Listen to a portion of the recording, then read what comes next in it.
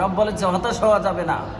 রব সূরাতে বলেছেন লা তাকানাতু মির রাহমাতিল্লাহ ইন্নাল্লাহা ইয়াগফিরুয যুনুবা জামিআ ইন্নাহু হুয়াল গফুরুর রাহিম।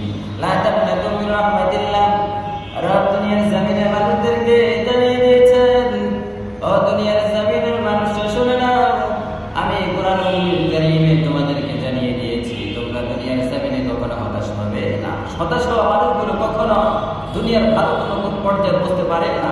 এই জন্য কবিরা বলেছেন broken heart will the happiness. ভক্ত হৃদয়ের মানুষগুলো কখনো শুদ্ধ উপলব্ধি করতে পারে না। এই জন্য দুনিয়ার জমিনে হতাশ হওয়া যাবে না। আল্লাহ বলেছেন তোমরা ঘুরে দাঁড়াও, তোমাদেরকে ঘুরে দাঁড়ানোর মতো আমি ক্ষমতা দান করেছি, তোমরা ঘুরে দাঁড়িয়ে যাও।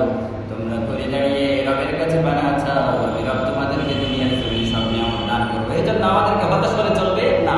অনেক মানুষ হতাশ হয়ে যায়, হায় হায় দুনিয়ার জমিনে কিছুই হবে না, এরকম হতাশ হওয়া যাবে না। রব বলে যে হতাশ হওয়া যাবে না। যখন তোমরা বিপদে পড়েছ রবের নাম ডাক দিয়ে আবার উঠে দাঁড়াও।